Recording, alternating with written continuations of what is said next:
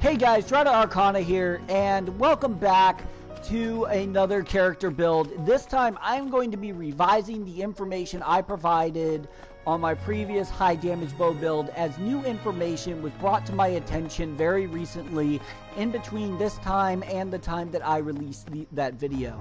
I will also be restating that the misinformation guide that I provided, talking about the misinformation in the game, is not 100% accurate.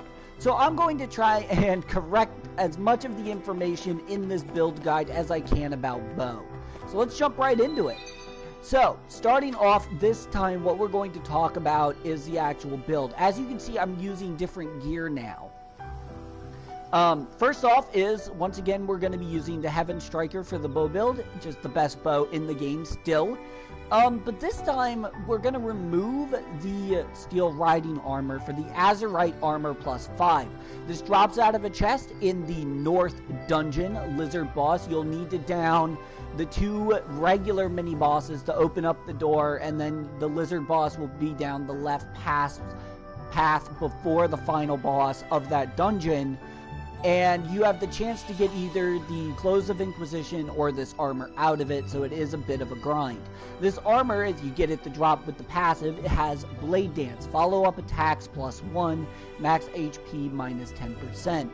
So I want to talk about the skill for a sec, because it was brought to my attention. If you have 2 of this skill equipped, that's -20% health.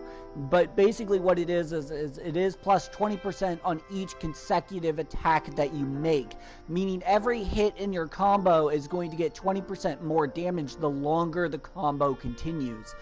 So as long as you're using this build correctly, you're basically just doing your auto attack into your combo finisher into the skills that you're about to see, and that means that each consecutive hit of the combo gets 20% stronger and stronger and stronger, and this stacks for damage.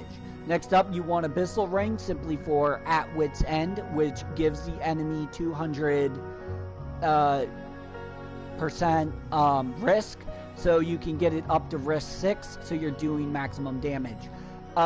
Next up, we use the Merchant Boots, which have critical power +30%. We don't really care about anything else on these boots aside from the the killing blow. Next up, for the skills, now you can assign other skills to this. I just prefer not to. Our combo finisher is going to be Hail of Bullets. Despite my high dislike of Hail of Bullets originally, the reason why we're using it here is to chain in the Fixed Pier to maximize the number of hits to increase with, of course, 2 levels of Blade Dance, as you can see.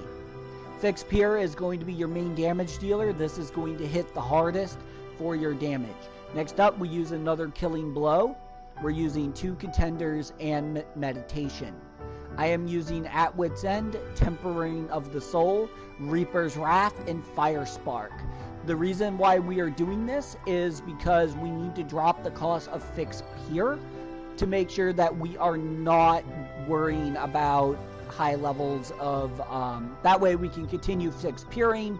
Even after using 2 uses, you will basically be able to use it 4 times back to back with Hail of Bullets, as long as you're going through your full square combo.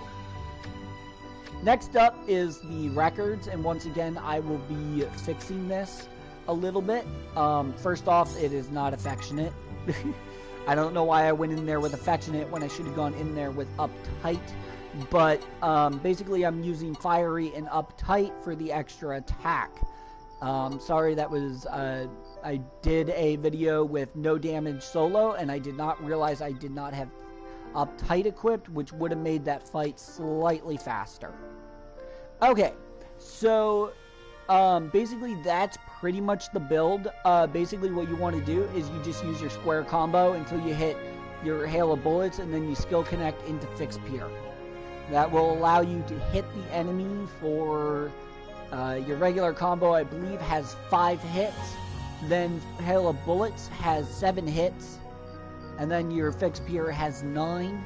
So you're dealing effectively 24 hits in the full combo, which at 20% at each level that stacks is easily more than 200% damage. So with At Wit's End, with a 6 times multiplier applied to the enemy, you're talking a huge damage increase. There's something else important to note. You can use any dagger dealer, but as long as they have Warrior's Bloodline, Tiger's Resolve, and God Robe, then you'll make sure that you can continue to deal damage, a high amount of damage. Another important thing to note is that the one using the dagger needs Born Leader to pass Tiger's Resolve on to everyone. So that's pretty much it. There's not much else to the build other than this. Basically, this is the best build that I have found so far. If you are missing an Abyssal Ring, just sock it in as Spirit Artisan Collar. And instead of using 2 contenders in meditation, you can supplement in instantaneous stance and rule by the strong for those.